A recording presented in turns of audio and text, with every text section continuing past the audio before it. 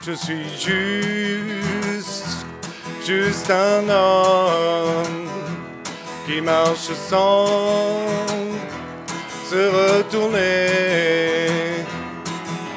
Le vent n'emportera pas ma maison. C'est en Dieu que se trouve ma raison. Le temps a une influence sur moi. Je progresse de pas en pas. Chante, alléluia. Bonjour à tous, vous allez bien? Oui. Gloire à Dieu, c'est bien. Je pense que vous vous souvenez tous de mon ami et frère Thierry Darbelay, qui se fait appeler de son nom d'artiste Gibus. C'est un acteur suisse. Et là, il est en train de tourner un film sur une histoire qui s'est produite, qui s'est passée dans le Valais, en Suisse. C'est une jeune fille qui était harcelée sur son téléphone, harcelée en classe, harcelée partout. Et elle a fini par mettre fin à ses jours, elle a sauté d'un pont. Et voilà, la police s'est pas très occupée de l'affaire. Et lui, comme il est chrétien, il a à cœur de faire un film, puisqu'il est acteur, sur ce cas-là, et en collaboration avec les parents de cette jeune fille. Et je trouve que ce qu'il fait là, c'est formidable, et j'ai envie que notre association C'est Faisable le soutienne. On a soutenu beaucoup les Africains. Je pense que c'est bien aussi de soutenir une œuvre comme celle-là. Ça va être quelque chose de très bien. Netflix est déjà intéressé par la production de ce film. Donc voilà, si vous pouvez envoyer quelques dons sur Révélation Bible, je lui transmettrai. Philippe va vous mettre quelques photos de mon ami que j'ai baptisé. C'est plus qu'un ami, c'est un frère. Je vais chez lui, il vient chez moi. C'est quelqu'un d'extraordinaire, vraiment. Bénissez-le, faites un don, n'oubliez pas. Voilà. Que Dieu vous bénisse. On va passer maintenant à la parole de Dieu. Je reviens, je continue sur ma lancée au sujet d'Israël, parce que dans les églises, on ne parle plus d'Israël parce que c'est mal vu. Il y a beaucoup de chrétiens qui sont devenus antisémites, et c'est infernal. Alors, je veux retracer l'histoire d'Israël en gros, parce que c'est nécessaire avec le secours de la Bible, ce que Dieu a dit au sujet d'Israël. Lorsque Jésus est né, le pays d'Israël était occupé par les Romains, vous vous souvenez quand même. Et les Romains laissaient aux Juifs la possibilité de pratiquer leur religion. Et Jésus pouvait aller partout librement dans le pays. C'est pour ça qu'il allait dans des synagogues. Vous savez que le mot synagogue, ça signifie assemblée.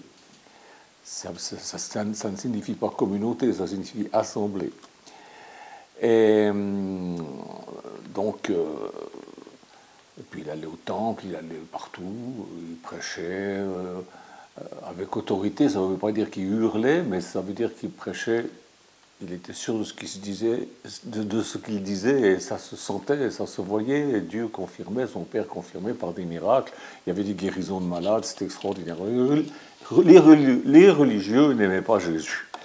Il leur faisait de l'ombre.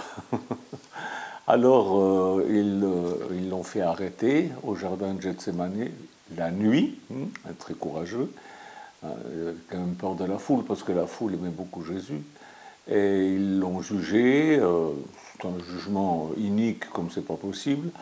Et puis, comme ils n'avaient pas l'autorité de le faire, ils l'ont livré aux Romains pour que les Romains le crucifient. La mort de Jésus a eu lieu sur une petite colline hors des murs de Jérusalem, une colline que je l'ai vue, j'y suis allé, c'est le mont Golgotha. J'y suis allé avec mon épouse, Michou, grâce à un couple suisse qui s'appelle Alamand, qui nous a invités là-bas. Et c'est c'est inoubliable pour moi. C'est inoubliable d'avoir vu cet endroit où Jésus est décédé, le tombeau, le vrai tombeau, hein, je ne parle pas du soi-disant tombeau de Jésus rempli d'idoles où les prêtres se battent entre eux. Parce que vous savez que le tombeau de Jésus catholique, religieux, les chrétiens se battent tellement entre eux pour savoir à qui il appartient que les clés ont été données à des femmes musulmanes. C'est quand même le comble. Bon, c'est pas mon propos, mais c'est pour dire, voilà. Par son sacrifice, Jésus a racheté pour Dieu des hommes de toute tribu, de toute langue, de tout peuple, de toute nation. On trouve ça dans Apocalypse 5, 9. Je ne sais pas si j'ai noté, non, je ne l'ai pas noté, mais vous irez regarder, Apocalypse 5, 9. Avant de mourir, il avait prophétisé, il a dit « Quand j'aurai été élevé de la terre, j'attirerai tous les hommes à moi. » Et il a été élevé de la terre, il est parti dans l'ascension. On trouve ça dans Jean chapitre 12, verset 32, il dit « J'attirerai tous les hommes à moi. » Alors il attire les hommes et les femmes et les enfants, mais maintenant, les gens veulent ou ne veulent pas être attirés par lui. Il y en a qui ne veulent pas, hein, ils préfèrent leur péché. L'Église, à ses débuts, était composée uniquement de personnes qui croyaient que Jésus était Dieu. Il n'y avait pas 150 sortes de doctrines, il y avait une seule Église, et ils croyaient que Jésus était Dieu venu dans un corps d'homme, et pour donner sa vie d'homme en sacrifice, pour la rémission des péchés, pour que nous puissions être purifiés et remis en contact avec le Père. Parce que c'est à cause de nos péchés, à cause des péchés, que Dieu s'est séparé de l'humanité. Maintenant, il est en communion avec ceux qui croient en Jésus-Christ, son Fils. Il n'est pas en communion avec tout le monde, il faut le dire. Il est en communion avec ceux qui croient et qui prouvent qu'ils croient en Jésus-Christ, son Fils. Maintenant, dans les églises, il y a de tout. Hein. Il y a des croyants, il y a des faux croyants, il y a des incroyants, c'est le gros mélange. Et tous, dans la première église, étaient des juifs. Et ils vivaient comme Jésus avait vécu. Vous savez que Jésus vivait en communauté avec ses disciples et il a dit allez par tout le monde et faites des disciples, c'est-à-dire enseignez-leur tout ce que je vous ai prescrit, et ce qui fait que les disciples ont enseigné qu'il fallait vivre en communauté. Et on trouve ça dans Actes chapitre 2 et Actes chapitre 4. Alors il y a un Africain qui m'a dit oui, vous me dites ça se trouve dans Actes 2 et Actes 4, mais vous ne me donnez pas les versets. Chers frères africains, quand je dis acte 2 et acte 4, ça veut dire qu'il faut lire tout le chapitre, tous les chapitres. Et là, tu vas trouver comment était l'Église primitive et comment est-ce que Jésus veut que son Église soit dans les derniers temps lors du rétablissement de toutes choses, parce que nous vivons le rétablissement de toutes choses.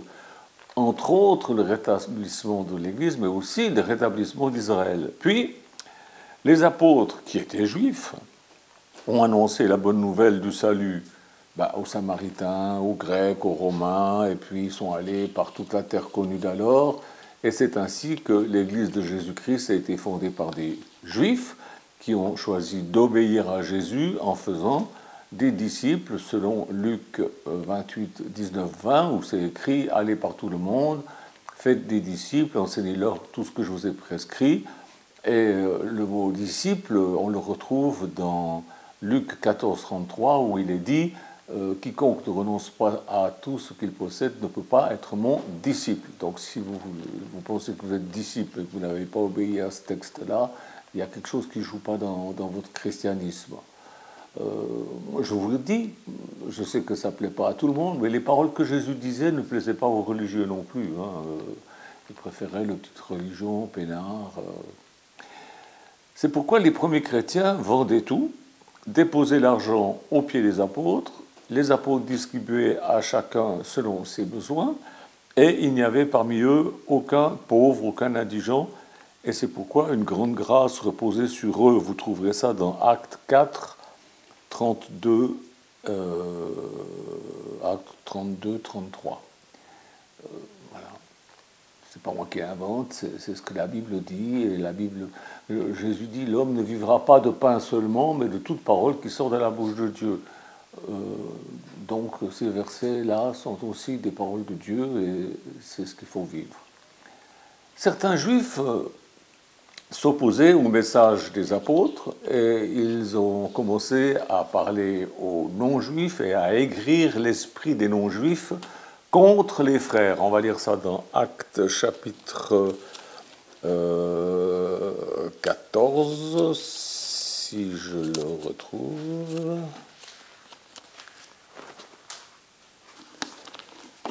Actes chapitre 14, versets 1 et 2. À Icône, Paul et Barnabas entrèrent ensemble dans la synagogue des Juifs et ils parlèrent de suite de telle manière qu'une grande multitude de Juifs et de Grecs crurent. Mais ceux des Juifs qui ne crurent point excitèrent et aigrirent l'esprit des païens contre les frères. Voilà, c'est comme ça, c'est charmant. Bon. Alors,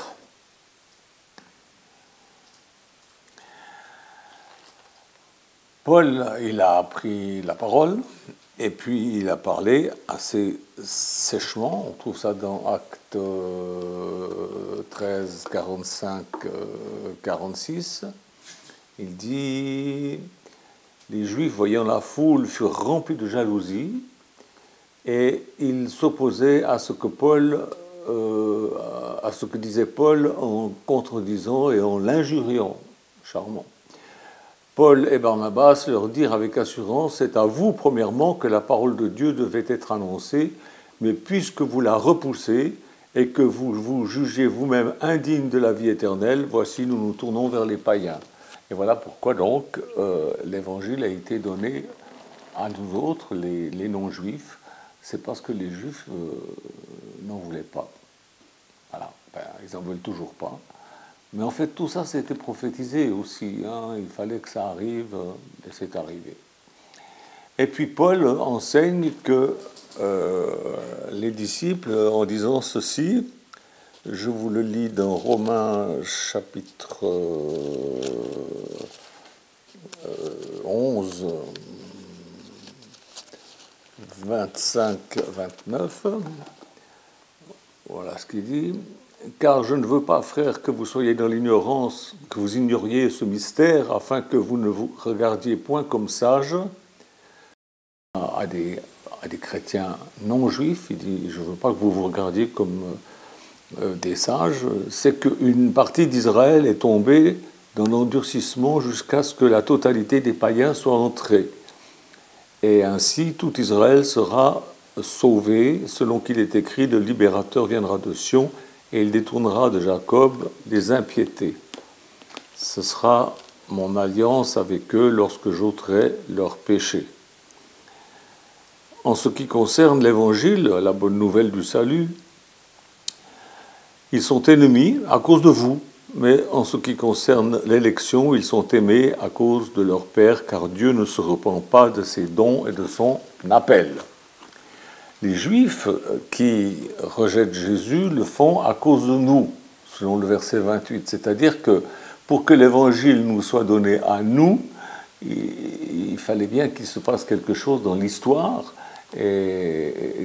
parce que sinon les Juifs n'auraient jamais été vers les païens. Hein. D'ailleurs, Pierre, quand il va pour la première fois chez des non-juifs, il dit, vous savez que normalement, on ne vient pas chez vous. Hein. Et ils étaient regardés comme impurs, mais il dit, mais Dieu m'a montré qu'il fallait que faut pas que je regarde comme impur ce qui est pur, et donc voilà, je viens, et puis il prêche, mais il prêche un petit peu de façon, si vous lisez sa prédication, c'est un petit peu, on voit qu'il est un peu embarrassé, et au milieu de sa prédication, vous allez lire ça dans les Actes, le Saint-Esprit tombe sur la foule qui était là, la foule de non-juifs. Ils sont remplis du Saint-Esprit, ils se mettent à parler en langue. Alors les apôtres se retirent dans la cuisine et disent, qu'est-ce qu'on va faire? Ils ont reçu le Saint-Esprit comme nous. il faut qu'on les baptise. Vous voyez, au début, c'était pour eux presque choquant de voir des non-juifs qui prennent la doctrine de Jésus, qui croient en Jésus-Christ. L'Église ne remplace pas Israël. On vient de le lire là. Hein. L'Église ne remplace pas Israël. Dieu n'a pas rejeté son peuple d'Israël. Ça, c'est ce qui se dit un peu dans les églises en ce moment, que l'Église remplace Israël. Non, non, non, non, on est juste greffé dessus, c'est tout. C'est pourquoi l'existence du peuple d'Israël et sa présence sur la terre promise constituent des faits. Ce sont des faits que nous devons connaître, et la connaissance vient de la révélation biblique et non pas des visions, des songes, des idées de n'importe qui. Ça doit venir de la Bible. Voyons ce qui arrive depuis que les Juifs ont rejeté la théocratie. Vous vous rappelez qu'ils ont dit, à peine arrivés avec eux en terre promise, après avoir quitté l'Égypte, ils ont dit on veut un roi, on veut faire comme les nations, on veut un roi. Alors, Dieu leur a donné un roi. Salomon s'est laissé entraîner vers l'idolâtrie pour satisfaire ses nombreuses femmes païennes. Et voilà ce que Dieu dit à ce sujet. On trouve ça dans 1 Roi 11, verset 6. 1 Roi 11, 6. Et Salomon fit ce qui est mal aux yeux de l'Éternel, et il ne suivit point pleinement l'Éternel comme David son père. Alors Salomon bâtit sur la montagne qui est en face de Jérusalem un haut lieu pour Kémosh, abomination de Moab, et pour Moloch, abomination des fils d'Ammon. Ils offraient des enfants en sacrifice. Et ainsi, il fit ainsi pour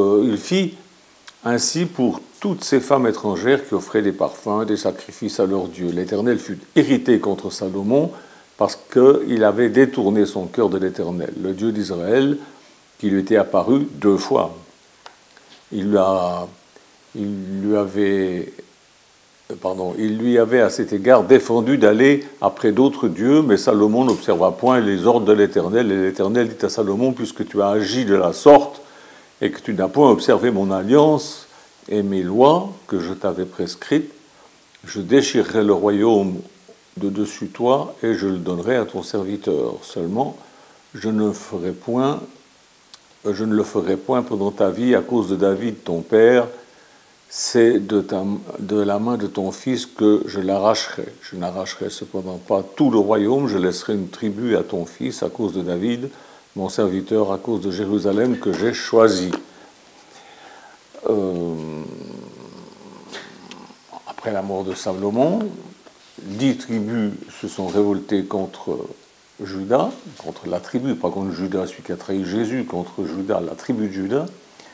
Et ces tribus refusèrent d'aller au temple de Jérusalem et ils ont créé un lieu, Sichem, comme centre spirituel en Samarie. Et puis ils se sont mis à adorer des veaux d'or. Quand je vous dis qu'ils ont la tête dure, franchement, après tout ce qu'ils avaient vécu. Le royaume s'est donc divisé en 2. Et ça a fini par aboutir à l'exil. Dieu les avait avertis, on trouve ça dans Deutéronome 4, verset 23. Voilà ce qui est dit.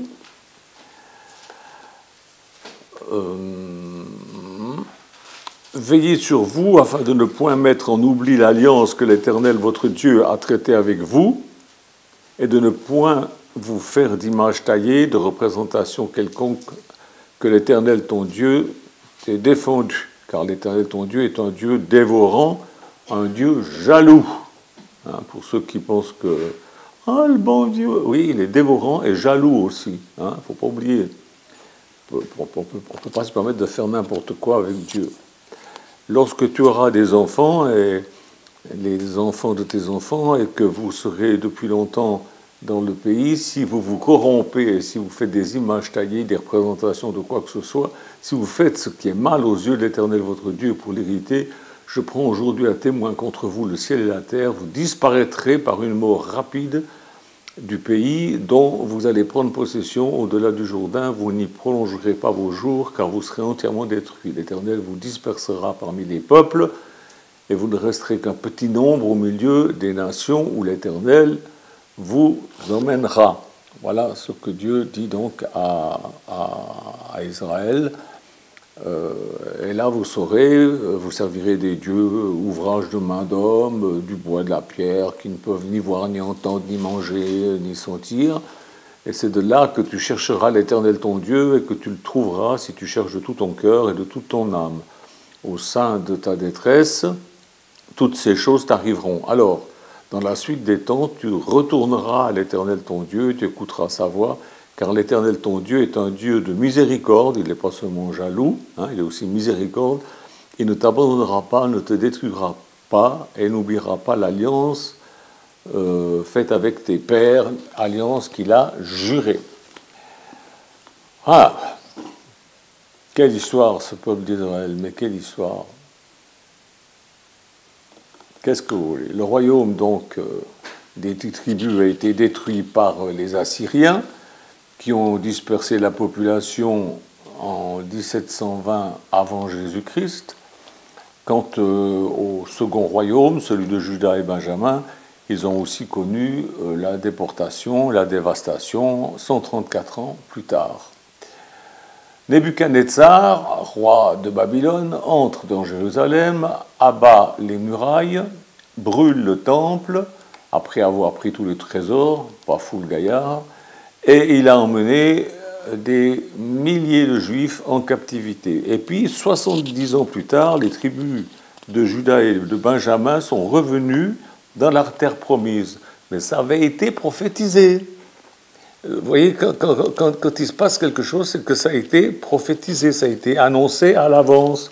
C'est dommage que les Juifs ne lisent pas les prophéties, mais qu'ils se contentent seulement de la Torah, c'est-à-dire les 5 livres de Moïse et puis de leur Talmud. C'est vraiment bizarre. Et les prophéties, ils n'étudient pas vraiment. Donc Jérémie l'avait prophétisé, on trouve ça dans Jérémie 30, verset 3, où il est dit « Voici les jours viennent, dit l'Éternel, où je ramènerai les captifs de mon peuple d'Israël et de Juda. Dit l'Éternel, je les ramènerai dans le pays que j'ai donné à leur père et ils le posséderont. » Ce sont ici les paroles que l'Éternel a prononcées sur Israël et Juda.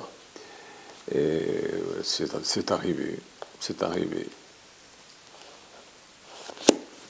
Les Juifs ont obtenu du roi Cyrus, le nouveau roi de Babylone, le droit de rentrer chez eux et il leur a rendu les objets que son père avait pris dans le temple à Jérusalem. C'était correct. Alors, conduits par Zorobabel, des milliers de Juifs se sont mis en marche vers leur patrie, vers la terre promise. Les murailles qui avaient été détruites ont été reconstruites. C'est Néhémie qui dirigeait la remise en état des fortifications. Et parmi eux, parmi ceux qui travaillaient là, il y avait des Lévites, il y avait des gouverneurs, il y avait des ouvriers. Et parmi les gouverneurs, il y avait un gouverneur qui s'appelait Genton. G-E-N-T-O-N.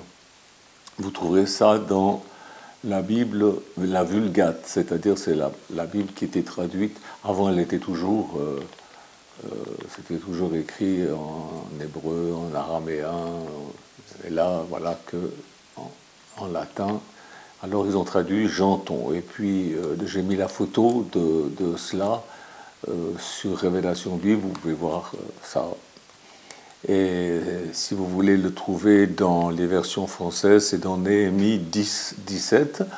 Mais comme les noms changent, vous savez, entre un pays et un autre, par exemple, on dit Jésus, mais normalement c'est Yeshua. En Amérique, c'est Jesus. Et Genton, maintenant, en français, ça se dit Gwynton. C'est pourquoi dans nos versions, c'est écrit Gwynton. Et quand on est allé en Israël avec mon épouse, à l'hôtel, on nous appelait toujours Gwynton. Voilà.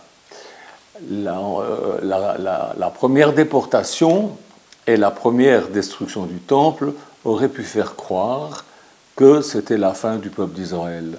Mais la promesse faite à Abraham était irrévocable et immuable parce que Dieu ne se repent pas de son appel. Quand il appelle, il ne revient pas en arrière. Il peut punir, mais il revient toujours à ce qu'il a dit. Et l'histoire continue. Alexandre le Grand a mis la Judée sous l'autorité de ses garnisons. Puis Ptolémée a pris la succession d'Alexandre le Grand et il a fait déporter une partie de la population juive vers l'Égypte. Puis c'est Antiochus IV qui a imposé sa religion aux Juifs. Alors c'était une révolte, les Juifs n'ont pas admis du tout. Et 50 ans avant Jésus-Christ, il y a une poignée de paysans juifs qui se sont dressés contre les conquérants gréco-syriens, et pendant 30 ans, ça a été une lutte de résistance contre l'occupant. C'est l'épopée héroïque des Maccabées, que vous ne trouverez pas dans la Bible protestante, mais dans la Bible catholique. Ils ont gardé les livres de Maccabées. Comme quoi, lisez-le, ça ne va pas vous faire mourir de lire des textes. Ça, au contraire, c'est intéressant. Quand l'ennemi a finalement été chassé, les Juifs ont purifié le temple. Cette purification a donné lieu à une grande fête annuelle qui s'appelle toujours Hanouka, c'est-à-dire fête des Lumières ou fête des dédicaces. On trouve ça dans Jean 10, 22. Jésus, il faisait cette fête. Jean, voyons, où est-ce que c'est? Ben, je ne l'ai pas. Je croyais que je l'avais, puis je ne l'ai pas. Jean 10. Oh, pauvre Michel, tu deviens vieux. Jean 10, 22. On célébrait à Jérusalem la fête de la dédicace, c'était l'hiver, et Jésus se promenait dans le temple, etc. etc. Donc Jésus pratiquait toutes ces fêtes. Et voilà. Les Juifs ont donc reconquis leur indépendance, mais comme ils étaient indépendants, eh bien, ils ont commencé à se chicaner entre eux. Ils ont commencé à avoir des conflits internes. Et comme ils étaient très divisés, c'était très, très facile pour Pompée, l'empereur de Rome, d'envahir de nouveau Israël. Alors Israël a de nouveau été envahi, et l'occupation romaine a duré encore lorsque Jésus est né à Bethléem. Tout ça parce qu'ils se chicanaient entre eux. Voilà. Le peuple juif ne se tenait pas tranquille, ils étaient occupés donc par Rome, et pour réprimer les révoltes, les armées de l'empereur romain Vespasien, ce qui a donné les Vespasiennes, sous la direction de Titus, ils ont mis le feu au temple, encore une fois, ils l'ont détruit, et 1 million de Juifs sont morts là. 1 million. Et 900 000 ont été emmenés comme esclaves. Ils ont été vendus en Alexandrie. À Alexandrie, c'est une prophétie qu'on trouve déjà dans Deutéronome 28, verset 68. Tout ça pour vous dire, on ne rigole pas avec Dieu. Dieu fait des alliances, mais il dit, voilà, si vous obéissez pas, voilà ce qui arrivera. Et l'Éternel te ramènera sur des navires en Égypte, et tu feras ce chemin dont je t'avais dit, tu ne le verras plus. Là, vous vous offrirez en vente à vos ennemis comme des esclaves et comme des servantes, et il n'y aura personne pour vous acheter. C'est eux-mêmes qui se vendaient entre eux. Bravo la mentalité. Bon, voilà, c'est comme ça. Et ça a été prophétisé, ils ont commencé à se vendre les uns les autres, voilà. Mais personne n'en voulait.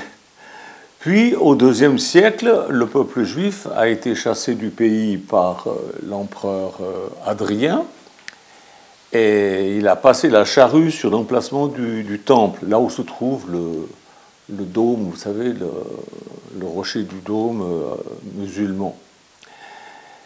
Et ça a accompli la prophétie donnée par Jésus dans Matthieu 24, 1, 2. Matthieu 24, 1, 2, où Jésus prophétise en disant: comme Jésus s'en alla au sortir du temple, ses disciples s'approchèrent de lui pour lui en faire remarquer les constructions. Mais il leur dit: voyez-vous, tout cela, je vous le dis en vérité, ne restera pas ici pierre sur pierre qui ne soit renversée. Et c'est ce qui est arrivé. En fait, il y a juste les soubrassements qui sont restés. C'est ce qu'on appelle le mur des lamentations. Là où nous sommes allés aussi avec Michou, grâce aux frères et à la sœur Alamand qui nous ont offert ce voyage. C'est très, très émouvant. Mais le temple, il n'y a plus rien, c'est fini. C'est détruit. Maintenant, ils cherchent à le reconstruire. Et les chrétiens se réjouissent. Ah, c'est super. Il y en a même qui cotisent pour la reconstruction du temple. Moi, je ne donne pas un sou pour ça, parce que la Bible nous dit que l'Antichrist, il posera son gros derrière en se proclamant Dieu. Moi, je ne veux pas participer à la construction de ce truc-là. Évidemment, il ne se passera pas que ça, mais ça me dérange. Je ne veux pas participer à ça. Donc voilà. Michée avait aussi annoncé cette chose. Il avait aussi annoncé le fait que ça serait détruit. On trouve ça dans Michée, chapitre... je ne sais pas si je vais vous le trouver. Oui, Michée 3,12. Donc, longtemps avant Jésus. C'est pourquoi, à cause de vous, Sion sera labouré comme un champ, Jérusalem deviendra un monceau de pierre et la montagne du temple une sommité couverte de bois. Ce qui était le cas pendant longtemps, et puis ensuite, voilà, bon, c'est devenu ce que c'est devenu. En 135 après Jésus-Christ, il ne restait que quelques dizaines de Juifs sur la terre promise. Jésus l'avait aussi annoncé. Vous voyez qu'on ne rigole pas avec la parole de Dieu. Hein. Luc 21, 20, 24, il est dit...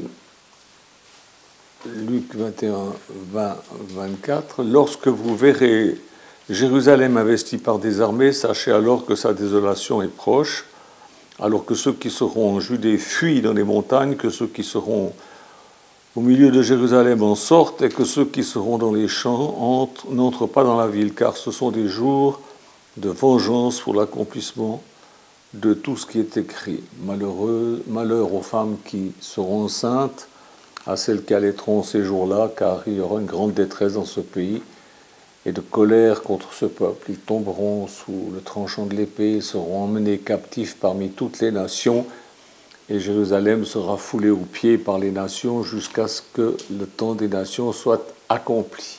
Alors, vous voyez, les chrétiens pensent que cette prophétie, elle est pour maintenant. Non, c'était pour là, pour cette époque où Titus est venu et il a rasé, pas Titus, Adrien a rasé, a passé la charrue sur le lieu du temple, et ensuite ils ont emmené les Juifs dans toutes les nations jusqu'à ce que le temps des nations soit accompli, soit terminé. Et le temps des nations est sur le point de se terminer. Maintenant, on va vers la mondialisation. C'est quelque chose qui est rentré dans les esprits, maintenant dans les finances aussi. La politique, tout se dirige vers la mondialisation. Et ça va avoir son accomplissement terminal lorsque l'Antichrist paraîtra. Il organisera un gouvernement mondial. Ça sera vraiment la fin du temps des nations. Et voilà.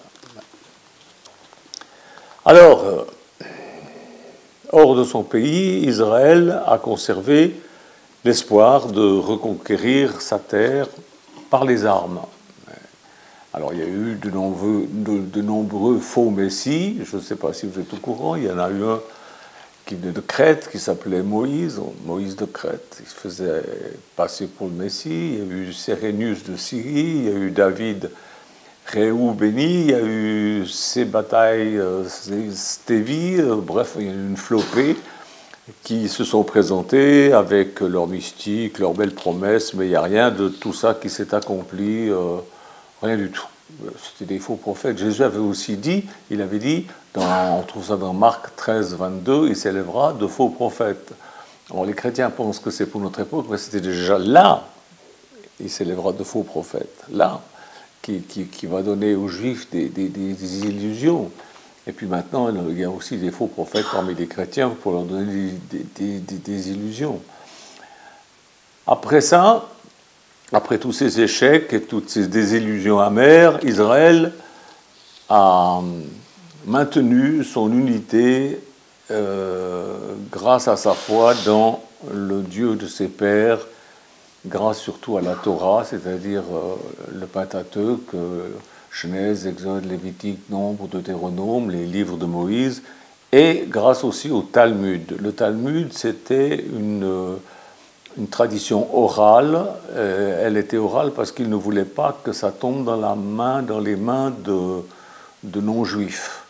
Mais au IIe siècle, le rabbi Yehuda Hanassi l'a écrite, ce qui fait qu'on a maintenant le Talmud par écrit. Et savez-vous que les musulmans se sont beaucoup servis du Talmud parce que c'est la charia, quoi. Enfin, lisez le Talmud, vous allez voir ce que... Enfin, c'est bon. Et c'est ça qu'ils étudient. C'est ça qu'ils étudient. Ils ne disent pas école biblique, hein. Les Juifs disent école talmudique. Voilà, c'est le Talmud. Mais si vous lisez le Talmud, mais vous, Google, Talmud, vous l'avez. Et puis vous verrez, vous allez être édifiés. Vendredi prochain, je vous parlerai de l'antisémitisme, des persécutions contre Israël dans les nations. Et Dieu a fait alliance avec eux. Dieu a aussi fait alliance avec eux et avec nous par Jésus. Et Dieu ne change pas. Alors, quand on dit Dieu ne change pas, tout le monde dit youpi, youpi, Dieu ne change pas, il est merveilleux, alléluia. Oui, mais il est aussi un Dieu dévorant, un Dieu de jaloux. Et comme ce qu'ont fait les Juifs, les chrétiens se corrompent aussi. Ils font les mêmes bêtises. Il y a de plus en plus de ramasseurs d'argent, il y a de plus en plus de faux miracles, des miracles truqués. Il y a de plus en plus de divisions, de méchanceté, de fausses prophéties. Et je ne vous parle pas des scandales sexuels et financiers. C'est épouvantable ce qui se passe dans l'Église. Et vous croyez que Dieu va laisser ça impuni? Non, pas du tout. Ça va être très très dur. Quand Jésus va revenir, il y en a qui disent « Ah, Jésus revient, mais ils ne se rendent pas compte. Il faut vous mettre en ordre pour être sûr d'être pris dans l'enlèvement. Si vous n'êtes pas prêt à être pris dans l'enlèvement, vous allez vivre des choses terribles parce que Dieu il ne change pas. C'est-à-dire ce qu'il a fait à Israël qui était infidèle, il le fera à l'Église qui est infidèle. La même chose, des horreurs. Et il ne faudra pas venir pleurer, ça sera comme ça, ce sera pas autrement. Dieu ne change pas. Veillez donc et priez. Et puis agissez de façon à ce que vous soyez dans les petits papiers du Seigneur et non pas à côté de la plaque en faisant votre religion comme vous pensez qu'il faut la faire, comme on vous a dit qu'il fallait la faire. Vivez la foi selon les Écritures et on en parlera prochainement. Que Dieu vous bénisse.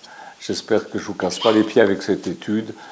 C'est nécessaire de parler de tout ça parce que c'est la réalité, c'est la réalité. Et c'est bien de prêcher que Jésus a calmé la mer, qu'il a multiplié les pains, mais il faut aussi dire ces choses-là parce que c'est quelque chose qui est à l'heure actuelle très important puisque nous vivons dans un temps où les choses se précipitent. Mes frères et sœurs, les choses se précipitent. Jésus revient bientôt. Hein, je ne suis pas comme l'autre qui donne des dates, pas du tout. Mais Jésus revient bientôt. Faites attention. Amen. Au revoir.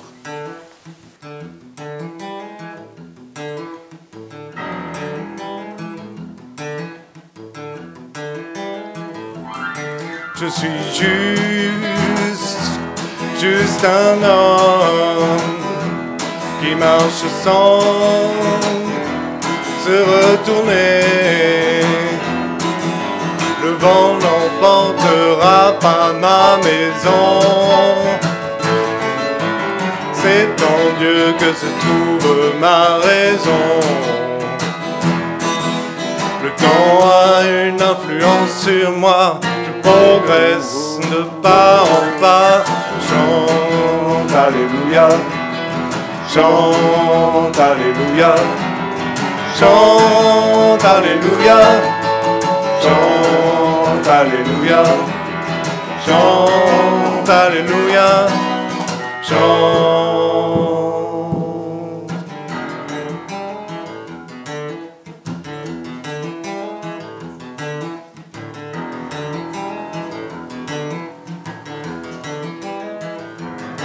Je suis juste devant Dieu. Je marche sans me retourner. Ce ne sont pas les hommes qui m'arrêteront, ni leurs paroles vaines qui s'envoleront.